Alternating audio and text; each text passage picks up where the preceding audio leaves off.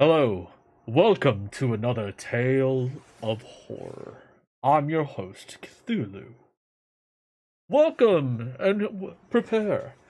Grab your blankies and prepare for a spooky night.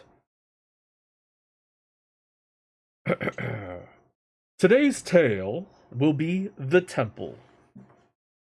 So get ready. Oh, that is not the tale. Eh. So prepare, get ready for a spooky time, because it's time for a tale of horror. Manuscript found on the coast of Yucatan. On August 20th, 1917, I, Karl Heinrich Graf von Altberg and Rechstein, Lieutenant Commander in the Imperial German Navy and in charge of the submarine U-29, deposit this bottle and record in the Atlantic Ocean at a point on a point to me unknown, but probably about north latitude 20 degrees, west longitude 35, where my ship lies disabled on the ocean floor. I do so because of my desire to set certain unusual facts before the public, a thing I shall not, in all probability, survive to accomplish in person, since the circumstances surrounding me are as menacing as they are extraordinary, and involve not only the hopeless crippling of the U-29, but the impairment of my iron German will in a manner most disastrous. On the afternoon of June 18th, as reported by wireless to the U-61, bound for Kiel, we torpedoed the British freighter Victory, New York to Liverpool, in north latitude 45, 16, west latitude longitude 28, 34, permitting the crew to leave in boats in order to obtain a good cinema view for the Admiralty records. The ship sank quite picturesquely, bow first, the stern rising high out of the water, whilst the whole shot down perpendicularly to the bottom of the sea. Oh, that sounds like the Titanic, wouldn't you say?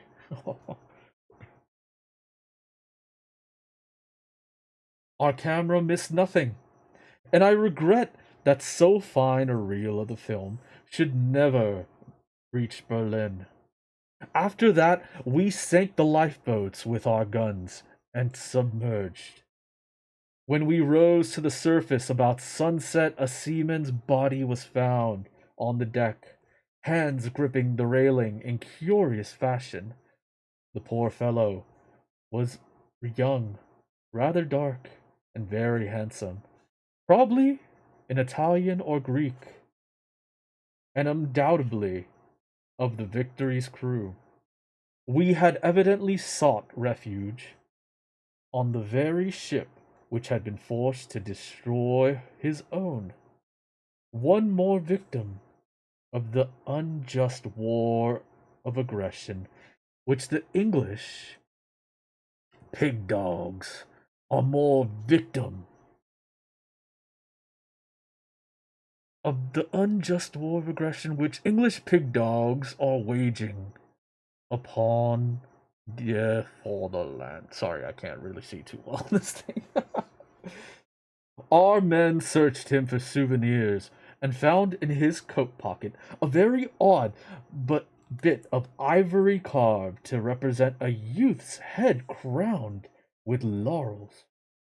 My fellow officer, Lieutenant Cleanse, believed that the thing was of great age and artistic value, so took it from the men for himself.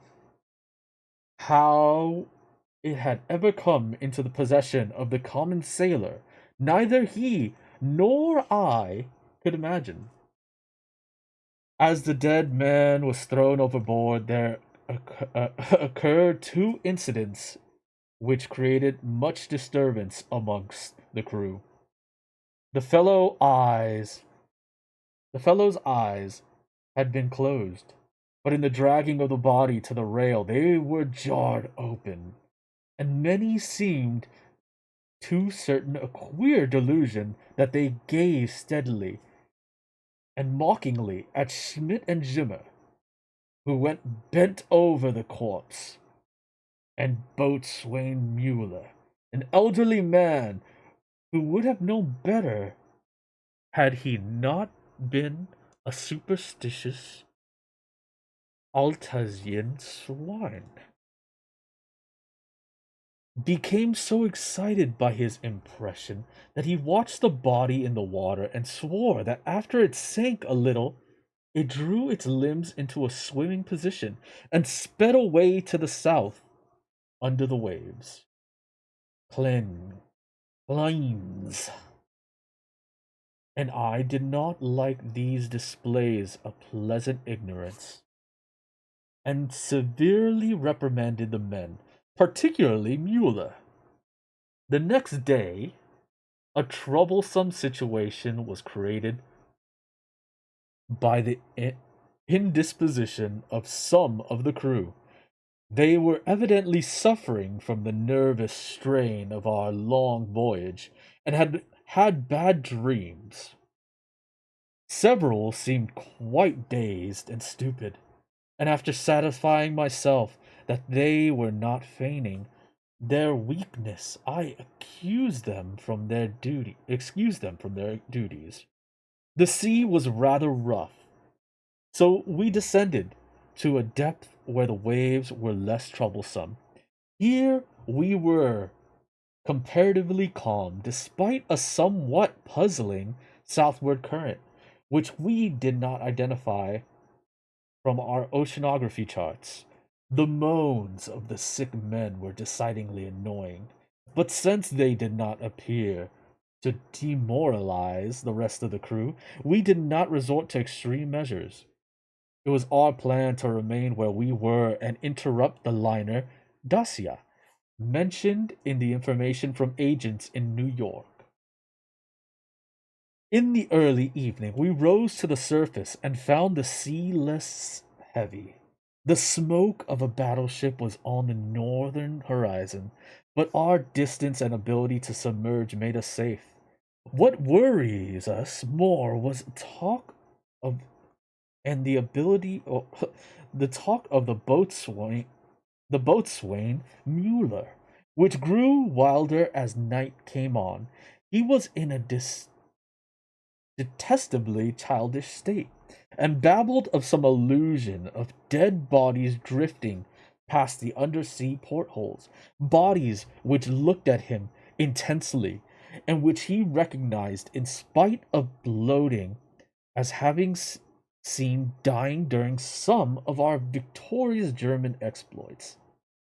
And he said that the young man we had found and tossed overboard was their leader. This was very gruesome and abnormal. So we confined Mueller in irons and had him soundly whipped. The men were not pleased at this punishment, but discipline was necessary. We also denied the request of a delegation headed by Seaman Zimmer that the curious carved ivory head was cast into the sea. On June 20th, Seaman Baum,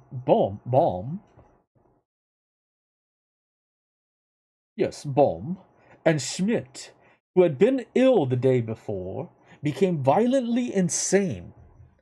I regretted that no physician was included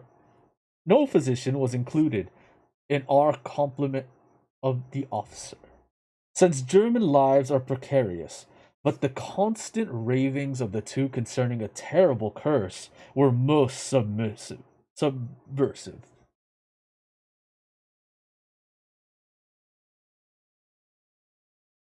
of discipline. Subversive of discipline. Sorry, I lost my place there for a second. So drastic steps were taken. The crew accepted the event in a sullen fashion, but it seemed too quiet. Mueller, who therefore gave us no trouble. In the evening, we released him, and he went about his duties silently. In the week that followed, we were all very nervous, watching for the Dacia. In the week, the tension was aggravated by the disappearance of Mueller and Zimmer, who undoubtedly committed suicide as a result of the fears which had seemed to harass them, though they were not observed in the act of jumping. Excuse me a second. I require a little pick me up. So there's gonna be a slight echo of the mic for all of you that are listening. But heed this. This should be fixed by the next stream for sure. Jumped overboard. I was rather glad to be rid of Mueller, for even his silence had unfavorably affected the crew. Everyone seemed inclined to be silent now, as though holding a secret fear. Many were ill, but none made a disturbance. Lyoit Kleins chaffed under the strain, and was annoyed by the merest trifles, such as the school of dolphins which gathered about the U-29, so increasingly numbers and the growing intensity of that southward current which was not on our chart. It at length became apparent that we had missed the Dacia altogether. Such failures are not uncommon, and we were more pleased than disappointed, since our return to Wilhelmshaven was now in order. At noon, June 28th, we turned northeastward, and despite some rather comical entanglements with our unusual masses of dolphins were soon underway. The explosion in the engine room at 2 p.m. was wholly a surprise. No defect in the machinery or carelessness in the men had been noticed, yet, without warning, the ship was racked from end to end with a colossal shock. Louis Kleins hurried to the engine room, finding the fuel tank and most of the mechanism shattered. An engineer, Rabe, and Schneider instantly killed. Our situation had suddenly become grave indeed, for though the chemical air regenerators were intact, and though we could use the devices for raising and submerging the ship and opening the hatches as long as compressed air and storage batteries might hold out, we were powerless to propel or guide the submarine.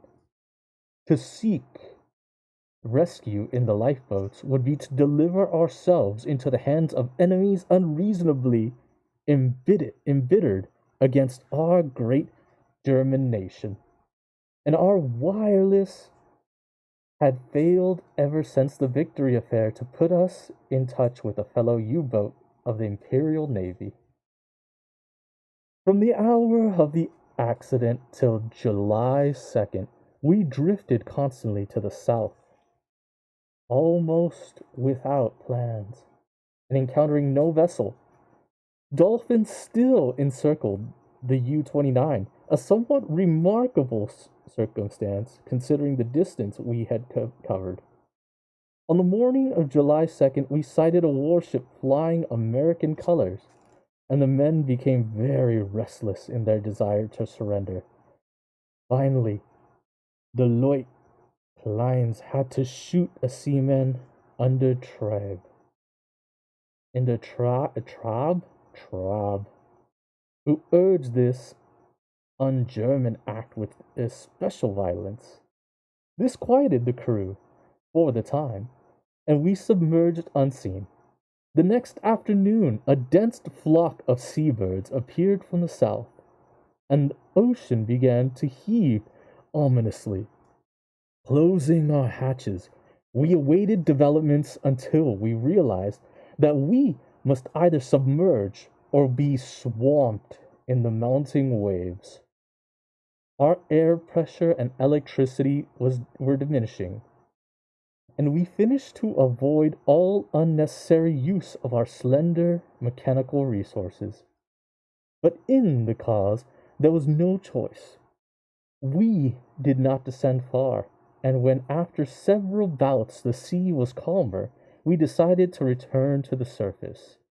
Here, however, a new trouble developed, for the ship failed to respond to our direction in spite of all that the mechanics could do.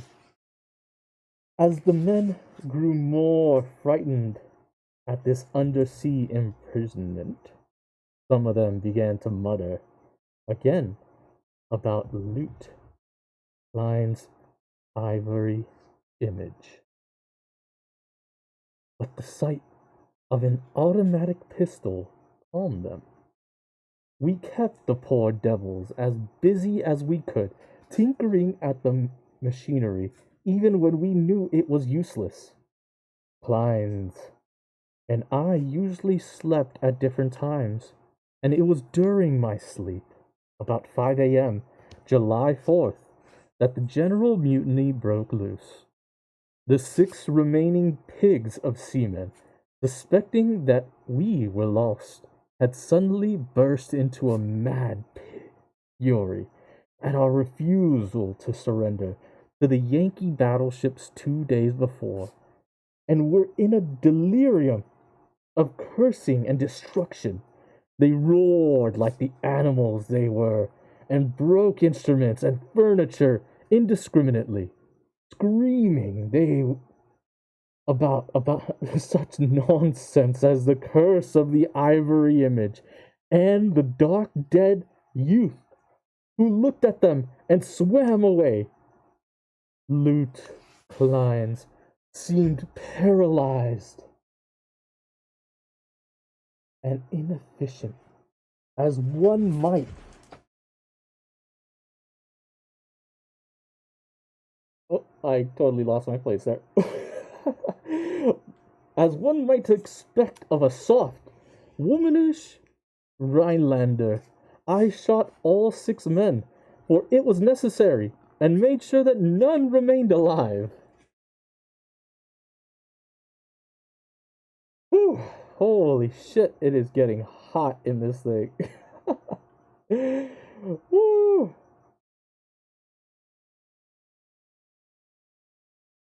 We expelled the bodies through the double hatches that were alone in the U-29. Klein seemed very nervous and drank heavily.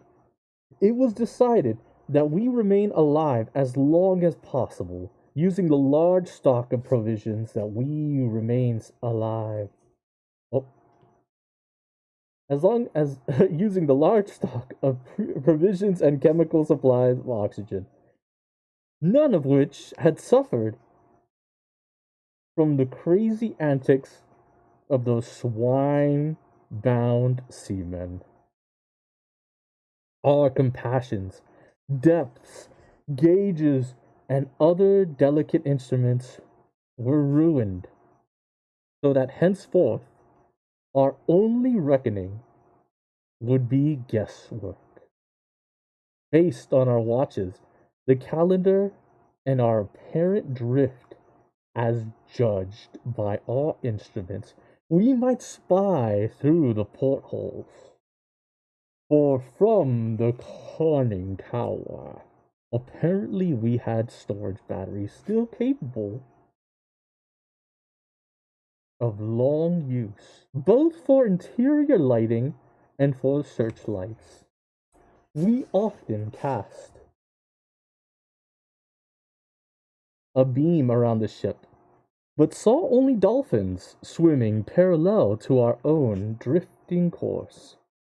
I was scientifically interested in these dolphins, for though the ordinary Delphinus delphis is a cetacean mammal, unable to subsist without air, I watched one of the swimmers closely for 2 hours and did not see him alter his submerged condition. When the passage of time, Kleins and I decided that we were still drifting south.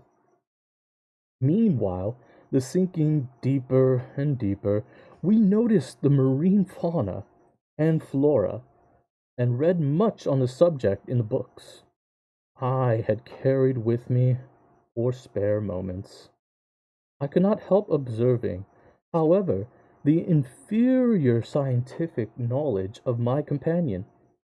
His mind was not Prussian, but given to imaginings and speculations which have no value.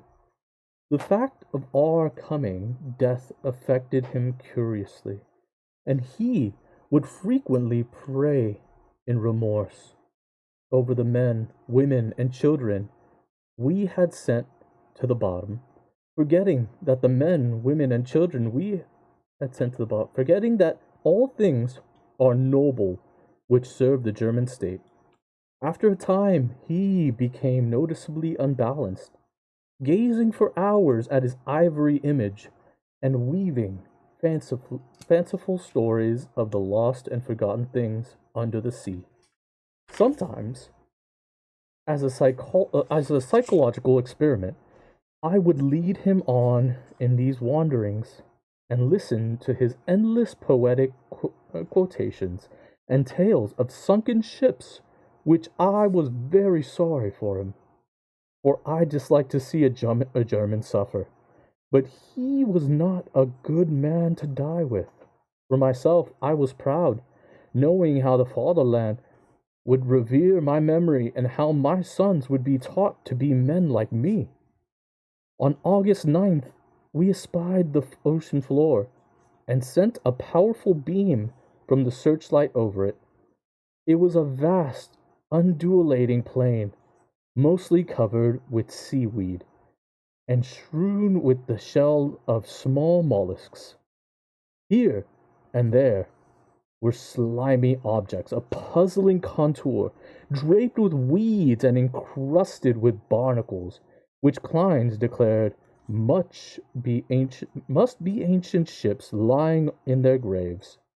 He was puzzled by one thing: a peak of solid matter protruding above the ocean bed nearly 4 feet from its apex, about 2 feet thick, with flat sides and smooth upper surfaces, which met at the very obtuse angle. I called the peak a bit of outcropping rock, but Kleins thought he saw carvings on it. After a while, he began to shudder and turned away from the scene as if frightened. Yet he could give no explanation save that he was overcome with the vastness, darkness, remoteness, antiquity, and mystery of the oceanic abysses.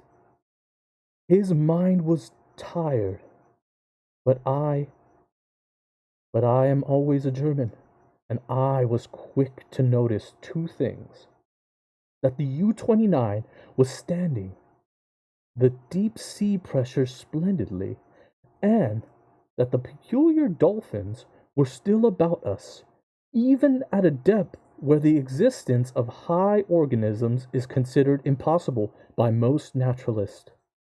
That I had previously overestimated our depth, I was sure, But nonetheless, we must still be deep enough to make these phenomena remarkable. Our southward speed, as gauged by the ocean floor, was about as I had estimated from the organisms passed at higher levels.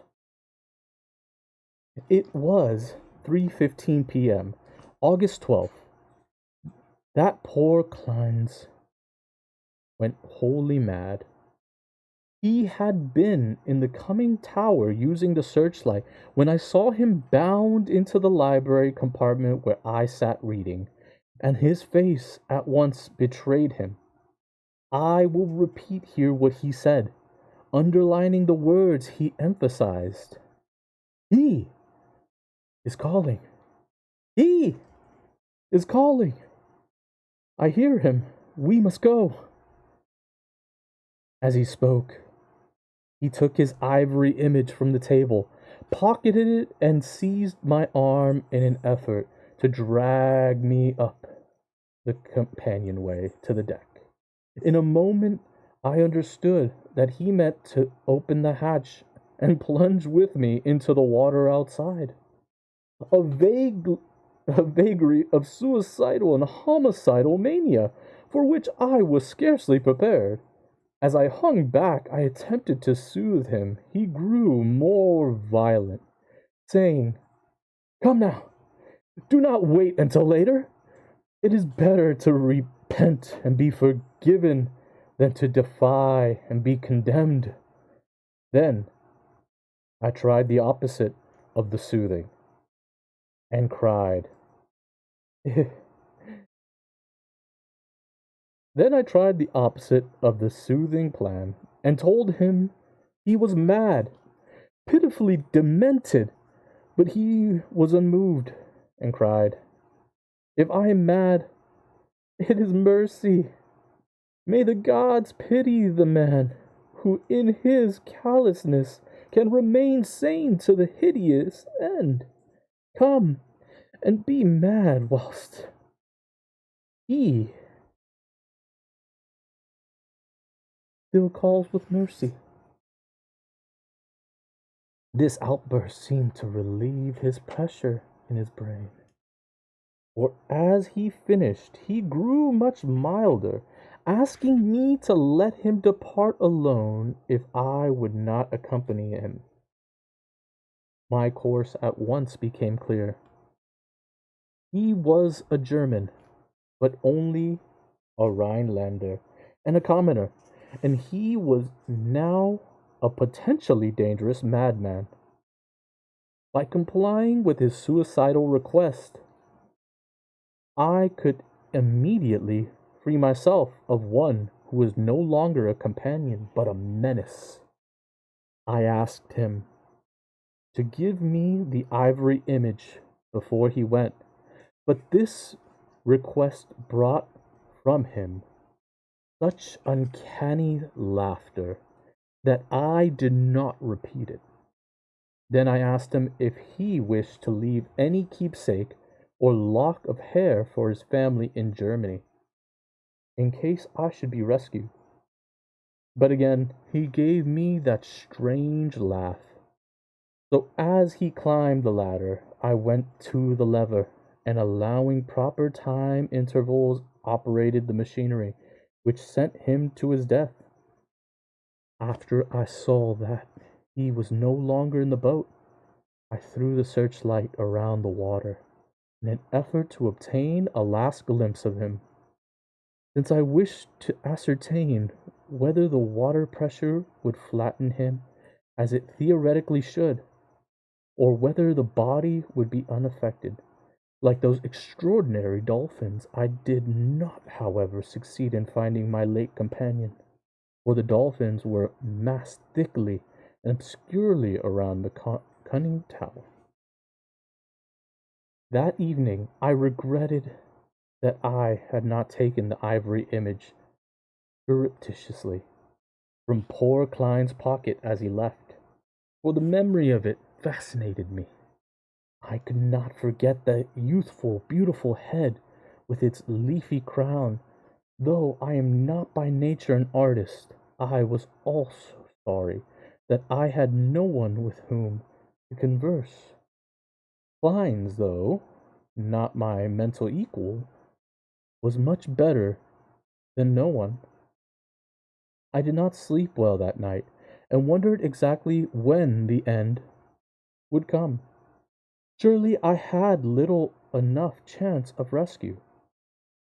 The next day I ascended to the conning tower and commenced the customary searchlight explorations. Northward, the view was much of the same as it had been all the 4 days since we had sighted the bot, but I perceived that the drifting of the U-29 was less rapid. As I swung the beam around to the south, I noticed that the ocean floor ahead fell in a marked declivity and bore curiously regular blocks of stone in certain places, disposed as if in accordance with definite patterns. The boat did not at once descend to match the greater ocean depth, so I was soon forced to adjust the searchlight to cast a sharp downward beam. Owing to the abruptness of the change, a wire was disconnected, which necessitated a delay of many minutes for repairs. But at length the light streamed on again, flooding the marine valley below me.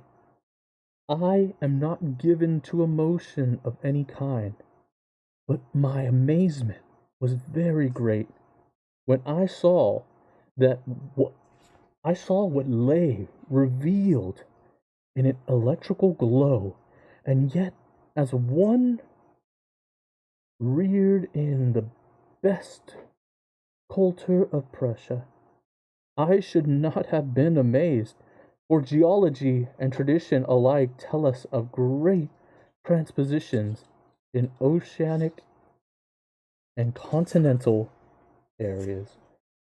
When I was extended an elaborate array of ruined edifices, all of magnificent though unclassified architecture, and in various stages of preservation.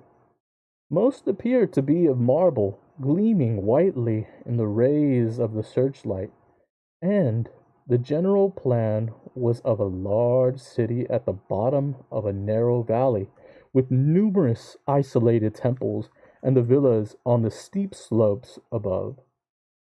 The roof were fallen.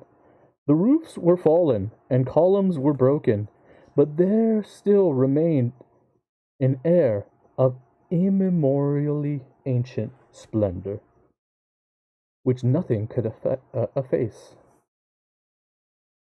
Confronted at last with the Atlantis I had formerly deemed largely a myth, I was the most eager of explorers. At the bottom of the valley a river once had flowed, for as I examined the scene more closely, I beheld the remains of stone and marble bridges, and sea walls, and terraces, embankments, once verdant and beautiful. In my enthusiasm, I became nearly as idiotic and sentimental as poor Klein's,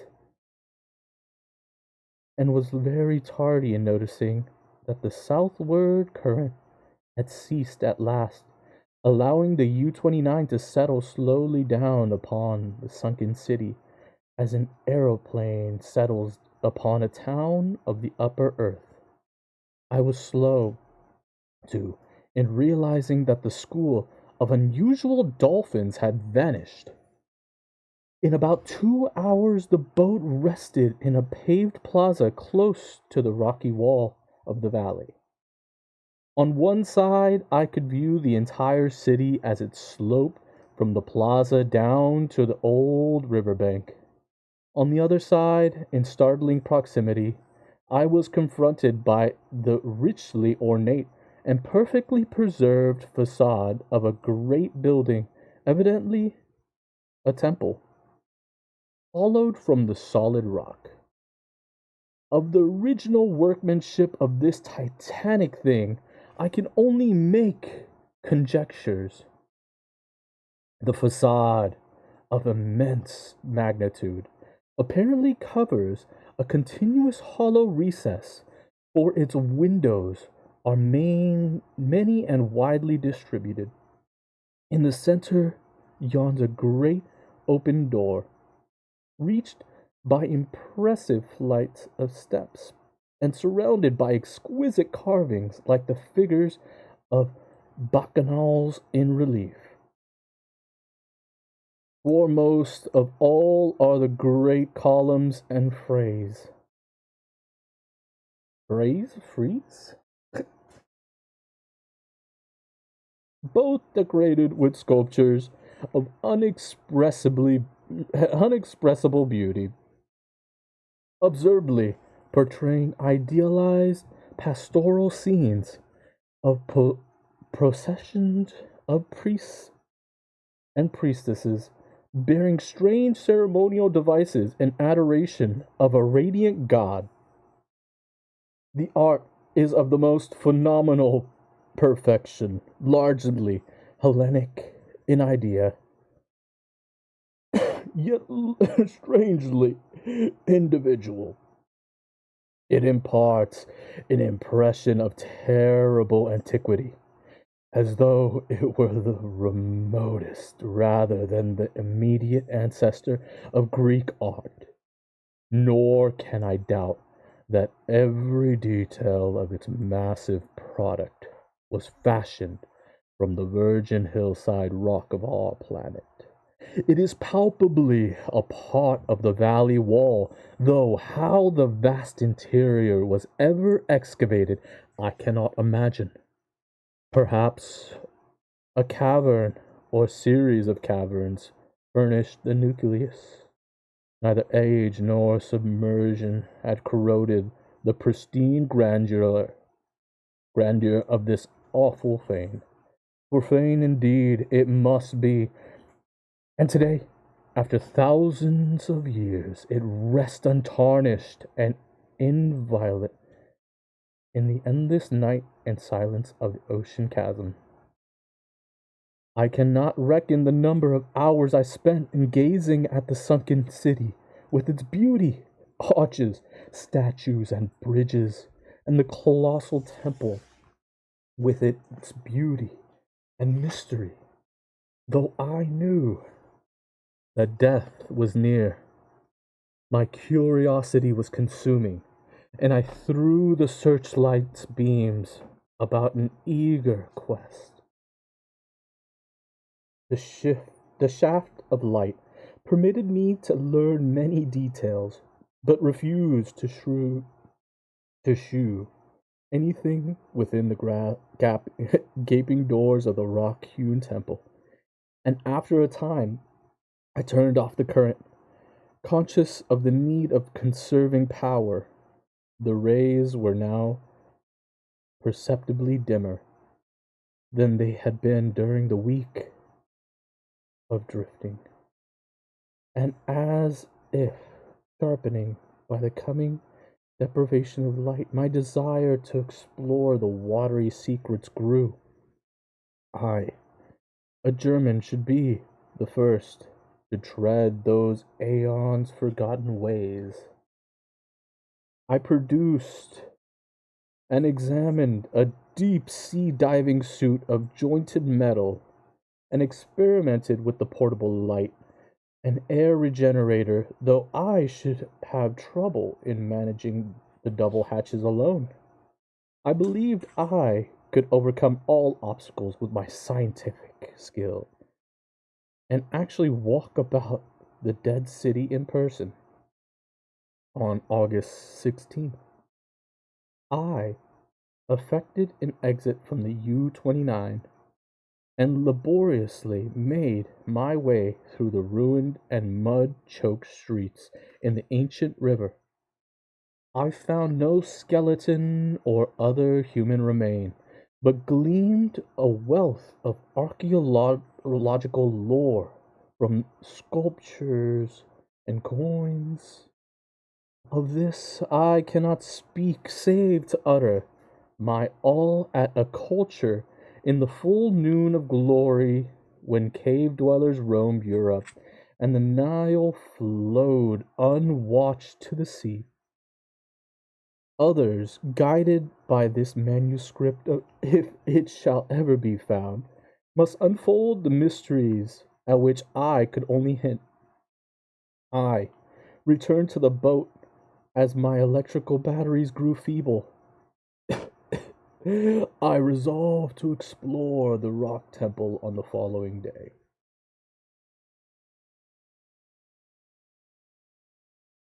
Oh,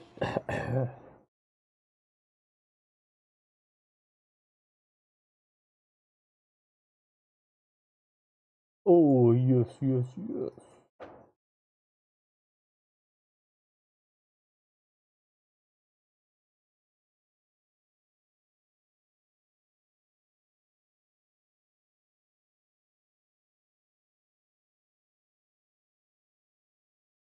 On the 17th, as my impulse to search out the mystery of the temple waxed still more insistently, a great disappointment befell me, for I found that materials needed to replenish the portable light had perished in the mutiny of those pigs in July. My rage was unbounded, yet my German sense forbade me no venture, unprepared, into an utterly black interior which might prove a lair of some indescribable marine monster, or a labyrinth of passages from whose windings I could never extricate myself.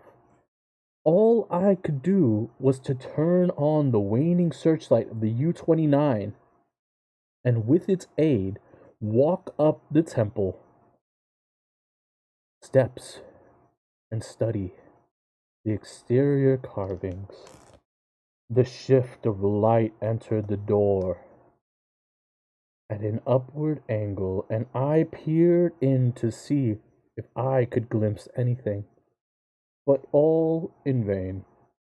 Not even the roof was visible, and though I took a step or two inside after testing the floor was a staff with a staff, I dared not go farther. Moreover, for the first time in my life, I experienced the emotion of dread. I began to realize how some of poor Klein's moods had arisen, for as the temple drew me more and more, I feared its aqueous abysses with a blind and mounting terror. Returning to the submarine, I turned off the lights and sat thinking in the dark. Electricity must now be saved for emergencies. Saturday, the 18th, I spent in total darkness, tormented by thoughts and memories that threatened to overcome my German will. Cleanse had gone mad and perished before reaching the sinister remnant of a past unwholesomely remote, and had advised me to go with him. Was indeed fate preserving my reason only to draw me irresistibly to an end more horrible and unthinkable than my man had dreamed of? Clearly, my nerves were sorely taxed, and I cast off these impressions of weaker men. I could not sleep Saturday night, and turned on the lights regardless of the future. It was annoying that the electricity should not last out of the air and provisions. I revived my thoughts of euthanasia and examined my automatic pistol. Towards morning, I must have dropped asleep with the lights on, for I awoke in darkness yesterday afternoon. to find the batteries dead. I struck several matches in succession and desperately regretted the improvidence which had caused us long ago to use up the few candles we carried. After the fading of the last match I dared to waste, I sat very quietly without a light. As I considered the inevitable end, my mind ran over preceding events and developed a hitherto dormant impression which would have caused a weaker and more superstitious man to shudder. The head of the radiant god in the sculptures of the rock temple is the same as that carved bit of ivory which the dead sailor brought from the sea and which poor Kleins carried back into the sea. I was a little dazed by this coincidence, but did not become terrified. It is only the inferior thinker who hastens to explain the singular and the complex by the primitive short cut of supernaturalism. The coincidence was strange, but I was too sound a reasoner to connect circumstances which admit of no logical connection, or to associate in any uncanny fashion the disastrous events which had led from the Victory affair to my present plight. Feeling the need of more rest, I took a sedative and secured more sleep. My nervous condition was reflected in my dreams, for I seemed to hear the cries of drowning persons and to see dead faces pressing up against the portholes of the boat, and amongst the dead faces was the living, mocking face of the youth with the ivory image. I must be careful how I record my awakening day today, for I am unstrung, and much hallucination is necessarily mixed with fact. Psychologically, my mind is not most interested, and I regret that it cannot be observed scientifically by a competent German authority. Upon opening my eyes, my first sensation was the overmastering desire to visit the rock temple, a desire which grew every instant, yet which I automatically sought to resist, though some emotion of fear which operated in the reverse direction. Next, there came to me the impression of light amidst the darkness of dead batteries, and I seemed to see a sort of phosphorescent glow in the water through the porthole which opened towards the temple. This aroused my curiosity, for I knew of no deep-sea organism capable of emitting such luminosity. But before I could investigate, there came a third impression which, because of its irrationality, caused me to doubt the objectivity of anything my senses might record. It was an aural delusion, a sensation of rhythmic, melodic sound as of some wild yet beautiful chant of choral hymns, coming from the outside through the objectively soundproof hull of the U-29. Convinced of my psychological and nervous abnormality, I lighted some matches and poured a stiff dose of sodium bromide solution, which seemed to calm me to the extent of dispelling the illusion of sound. But the phosphorescence remained, and I had difficulty in repressing a childish impulse to go to the porthole and seek its source. It was a horribly realistic, and I could soon distinguish by its aid the familiar objects around me, as well as the empty sodium bromide glass of which I had no formal visual impression in its present location. The last circumstance made me ponder, and I crossed the room and touched the glass. It was indeed in the place where I had seemed to see it. Now, I knew the light was either real or part of an hallucination so fixed and consistent that I could not hope to dispel it. So, abandoning all resistance, I ascended to the conning tower to look for the luminous agency. Might it not actually be another U-boat offering possibilities of rescue? It is well that the reader accept nothing which follows as objective truth. For since the events transcend natural law, they are necessarily the subjective and unreal creations of my overtaxed mind. When I attained the conning tower, I found the sea in general far less luminous than I had expected. There was no animal or vegetable fluorescence about, and the city was sloped down to the river was invisible in blackness.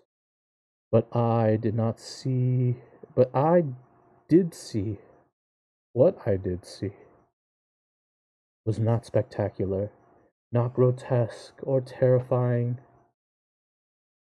yet it removed my last vestige of trust in my consciousness. For the door of the windows, I became subject to the most extravagant visions. Visions so extravagant that I cannot even relate them. I fancied that I discerned objects in the temple, objects both stationary and moving, and seemed to hear the unreal chant that had floated to me when first I awakened. And over all the rose thoughts and fears which centered in the youth from the sea, and the ivory image whose carvings was duplicated on the phrase and columns of the temple before me, I thought of poor Clarence, and wondered where his body rested with the image he had carried back into the sea. He warned me of something, and I had not heeded, but he was a soft-headed Rhinelander who went mad at troubles a Prussian could bear with ease. The rest is very simple. My impulse to visit and enter the temple has now become an inexplicable and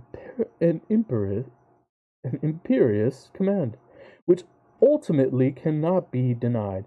My own German will no longer controls my acts, and volition is henceforth possible only in minor matters.